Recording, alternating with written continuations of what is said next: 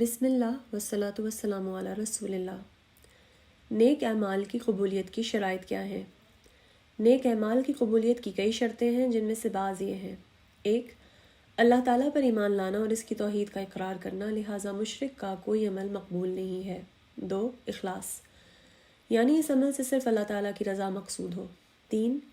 نبی کریم علیہ الصلاۃ والسلام کی اتباع، یعنی وہ عمل نبی کریم علیہ الصلاۃ والسلام کی لائی ہوئی شریعت کے مطابق ہو، لہٰذا اللہ تعالیٰ کی عبادت صرف اس طریقے پر کی جائے جو آپ علیہ الصلاۃ والسلام نے مشروع فرمایا ہے۔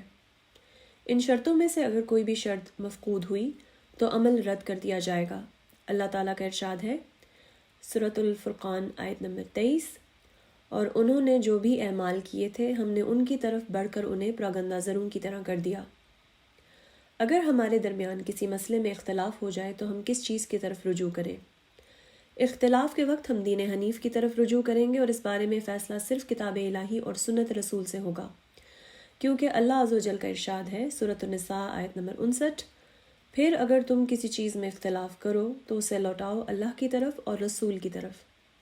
نیز رسول اللہ علیہ الصلاۃ والسلام نے فرمایا، میں نے تمہارے درمیان 2 ایسی چیزیں چھوڑی ہیں کہ جب تک تم ان کو تھامے رہو گے ہرگز گمراہ نہ ہوگے، یعنی اللہ کی کتاب اور اس کے نبی کی سنت۔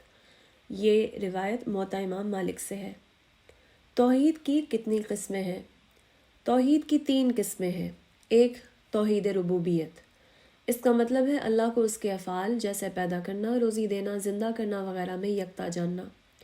کفار عرب بھی نبی علیہ الصلاۃ والسلام کی بعثت سے پہلے اس توحید کا اقرار کرتے تھے۔ 2.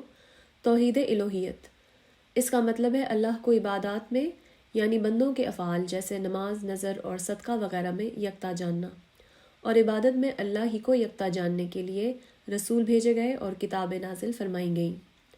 3. توحید اسماء و صفات، اس کا مطلب ہے کہ اللہ کے لیے جو نام اور صفات اللہ اور اس کے رسول نے ثابت فرمائے ہیں، ان کو اللہ کے شایان شان انداز سے اللہ کے لیے ثابت مانا جائے، بئی طور کہ ان اسماء و صفات میں تحریف نہ کی جائے، انہیں بے معنی نہ کیا جائے، ان کی کیفیت بیان نہ کی جائے، اور مخلوق کو صفات سے تشبیہ و تمثیل نہ دی جائے۔ ولی کون ہے؟ صالح اور متقی بندہ مومن اللہ کا ولی ہے۔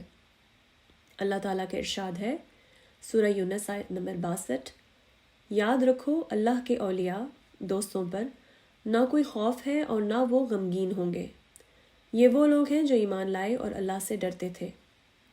نیز رسول اللہ علیہ الصلاۃ والسلام نے فرمایا، میرا ولی دوست اللہ ہے اور صالح مومنین ہے۔ یہ روایت بخاری و مسلم سے ہے۔